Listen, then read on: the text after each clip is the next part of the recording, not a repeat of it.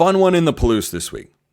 If you're unaware of what is taking place, Texas Tech is going to play Washington State. They were supposed to go and play Oregon, but instead, Oregon said, we don't want to play you, we want to play Oregon State instead on account of the Pac-12 imploding, keep the rivalry alive, and suddenly Washington State needed games and Texas Tech needed a game, and so they're going up to the Palouse. Ask Wisconsin over the last couple of years how much fun it is to go play up in Pullman when Jake Dickert is in charge.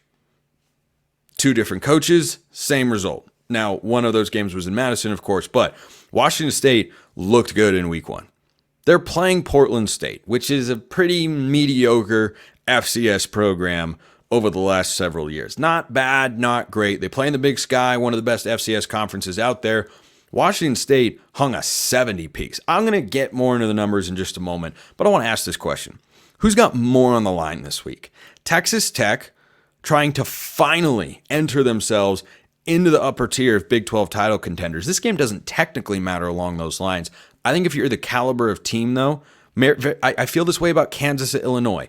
If you are truly in the upper tier of Big 12 teams, this is a game you go win. You can lose and still find your way towards the top of the conference standings because, well, it's a non-conference matchup. Were you going to be an at-large playoff team? Probably not. So you can make the case neither of those games matter. That's not how I'm looking at them. Because for Texas Tech, they've got to prove to themselves and to other people to an extent, but mostly to the guys inside that locker room and to their fans, yeah, we are capable of living up to the expectations that some people have set for them. I think they can, with their schedule, reach the Big 12 championship game. I'm not predicting that to happen. I haven't predicted that to happen. I'm just saying it's possible because it absolutely is. Now, in week 1, if you missed what happened, oh boy. They were a 2-point conversion stop away from losing to FCS Abilene Christian. Not great. Not great. I do play-by-play in Abilene Christian's conference. It's a good program. They got some good players, plenty of FBS drop-downs. The game shouldn't have been close. This was an embarrassing day for the Texas Tech defense. Tim DeRuyter, been a good defensive coordinator for the last few years. Bad day on Saturday night in Lubbock. Bad day. Very good. No, what's the book? I forget what it's called. It's someone and then very bad, no good, horrible day. Somebody drop that in the YouTube comments. You'll know what I'm talking about and what I'm missing here. But 52-51 was the final in overtime. Not great. Not great. They go up to Pullman. This game has shifted to Texas Tech being an underdog here. I think they're going to win the game outright. I like Texas Tech. Do I love them? Not after week 1. But your season isn't defined in week 1. It's chapter 1, but you might not like the first episode in a season of your favorite TV show. That doesn't mean it isn't going to end very well.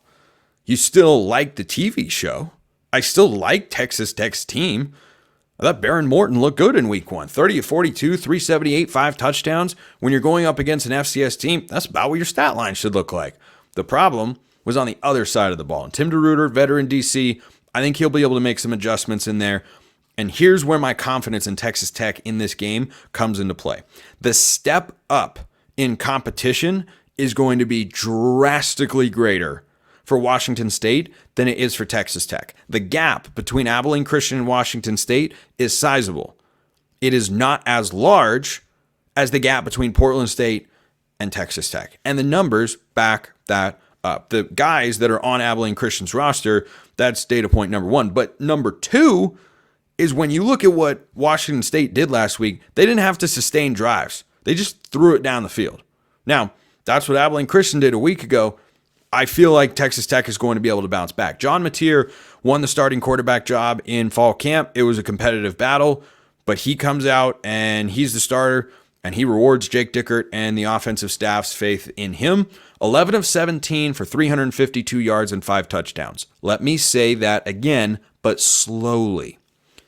11 for 17 for 352 yards and 5 touchdowns. 1 out of every 2 passes that Mateer threw was a touchdown. Not quite, but 5 out of 11. That's 45%. You're not going to accomplish that even if Texas Tech's defense is not good, you're not going to put up those sorts of numbers. It is going to be significantly tougher to move the ball against the Red Raiders. This could be such an entertaining game. Washington State, their defense played better than giving up 30 points to Portland State would indicate, but is that the sort of dominant defensive outing we've come to expect from Jake Dickert-led teams? No, absolutely not. And so I think both defenses have the ability to give up points and both offenses can score. You got a couple quarterbacks that can sling it. They can push the ball down the field. We saw that with Mateer. He's got Kyle Williams. He's got the Oregon transfer Chris Hudson. They were both over 100 yards receiving in the first game. Interesting little tidbit here. Josh Kelly, wide receiver for Texas Tech, was heavily involved last week and is one of Baron Morton's favorite targets. I thought he might be coming into the year, and he is, that's right, a Washington State transfer. So he's going to be familiar with the field. I imagine Washington State didn't have a huge crowd for Portland State week 1. I imagine they will show up, come close to selling out the field up there in Pullman and giving Texas Tech a rowdy environment. It's going to be a really entertaining football game. I think Washington State has far more to gain than Texas Tech because Texas Tech has a conference title race. Washington State does not. If you want to talk about, it's a long shot, but if you want to talk about making the college football playoff, Washington State has to win this game. But perhaps more importantly, when you go outside of the world of football and you think about conference affiliation, Washington State and Oregon State are both trying to garner respect. And if you beat Texas Tech, if you beat a Power 4 team for a third year in a row in the non-conference slate, that says something. It already says something. They beat Wisconsin twice, once on the road, once at home. But if you then beat Texas Tech, who are expected to be towards the top, at the very least out of the middle of the Big 12 conference this year, that's saying something. That's saying something. And remember, the Pac-12 canceled their scheduling alliance with the Mountain West for 2025, and they're going to figure out what the rest of their schedule will be. Oregon State, Washington State both have about half their schedules filled. Half or not quite half. I imagine they're going to be looking for Power 4 games. And you gain more credibility in the college football world if you add wins like this. So, getting to the game itself. Taj Brooks is questionable. He had 157 rushing yards. No surprise for Texas Tech. I'll feel a lot better if he plays. Admittedly. Last game that I felt this way, Minnesota. They kind of needed their lead running back. He didn't play. They lost to North Carolina at home, though they had a field goal for the win that went just wide. Baron Morton was very good in week 1. I think he can have another strong week against Pullman in week 2. I like the weapons he has. Thought the offensive line did well enough against Abilene Christian. We'll see how it holds up against Washington State. But they allowed 615 yards on defense. Yikes.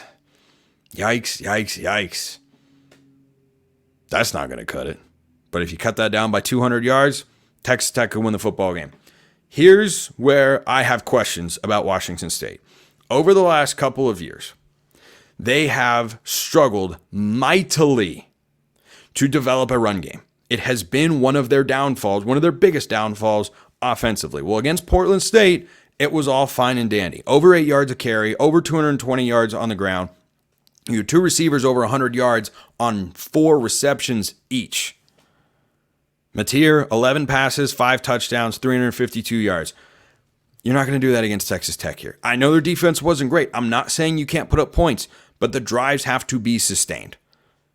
It is going to look and feel different. So I like Texas Tech to go in and win a really entertaining and exciting football game.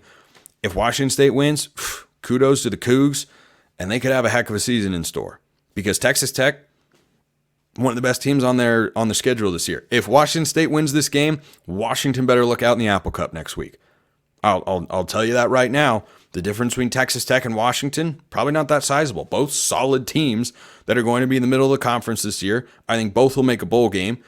I think Texas Tech has the capability of finishing higher in a weaker conference in the Big 12 compared to the Big 10. But Cougs got to win this one, though. You win this one, you put Washington on notice going into next week. I have got the Red Raiders, though, 38-35. Really fun game. Can't wait to watch.